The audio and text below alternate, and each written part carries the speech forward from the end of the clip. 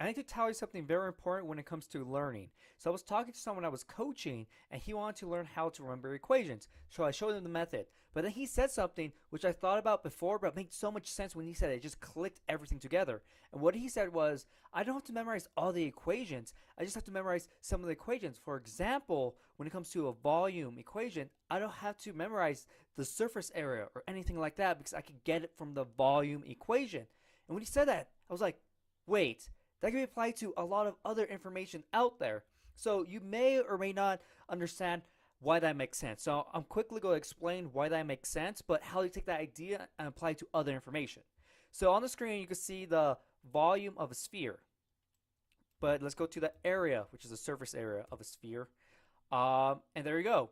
And so the thing is, you could take the derivative of the volume to get the surface area of a sphere. And so for acceleration, you can take the derivative of acceleration to get the velocity, then take the derivative of velocity to get the speed. And so the thing is, you don't have to memorize every single equation. So for this example, you don't have to memorize the surface area equation. All you have to remember is the volume equation because you could get the surface area from that if you know what a derivative is and how to take it. And so that just makes a lot of sense because you can apply it to a lot of other information out there. People think that you have to memorize every single thing. So someone might memorize every single equation. Maybe there's like 7 different area equations and 7 different volume equations. Someone just might memorize every single one, but that's not really effective or efficient because all you need is the volume. But you can apply that to other information as well. For example, I see all the time, memorize these 1,000 words for the SAT and you'll be okay. Yes, you could do that. I even made a video showing you how to remember vocabulary, but that's not really time effective because it takes you a lot of time to memorize 1,000 vocabulary words, right? But there is a simpler way. There really is a simpler way where you can memorize 1,000, 2,000, 10,000 vocabulary words. And so it'd be way more efficient to memorize the vocabulary words in this other way than every single one. And so people just have this, misguided idea about I need to learn every single thing there is when there's an equation you see or when I have this information, I have to learn everything. No, but that's not true. So I want you, when you're trying to learn information, take a moment and look at it. We're like, okay, is there something I could learn that I could derive everything else from? Because you can't really apply this to every single thing out there. You can apply it to some information, but not every single piece. For examples, the President of the United States. And so Martin Van Buren, from Martin Van Buren, you can't get the president before him or after him. You just can't. And that's because there's no connection between the presidents.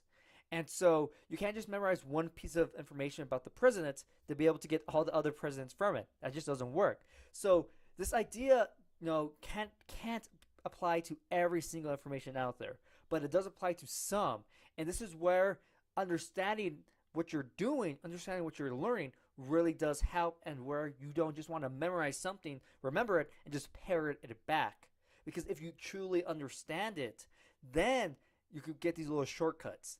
And so I just want to bring that up to you because I think it's a very, very important idea that will save you a lot of time when you're learning information if you're able to get to like the root. Like if you get this root, you get everything else from it.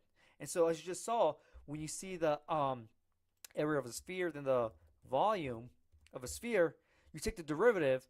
And so just from this alone, if I take the derivative, I know it's going to be 4 pi r squared.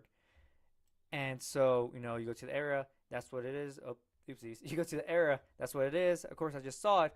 But say, if a sphere had a perimeter, which it doesn't, but if you did, it would be 8 pi r. And so that would be the perimeter, even though spheres don't have it. But that is how it works. Just from that one equation, you can get all these other ones. And so when he said that, it was just really cool when everything just clicked. I'm like, you could really apply this to other information, not just science or equations or things like that, but other useful informations like vocabulary. And so I thought it was pretty cool when everything just kind of clicked together. And I just wanted to share that with you because it is important and it does make a difference when it comes to learning information. And this goes into the realm of you have to understand what you're learning in order to kind of take these shortcuts and be able to memorize part of it and be able to get everything from it. And so hopefully you enjoyed this video, and I'll talk to you later.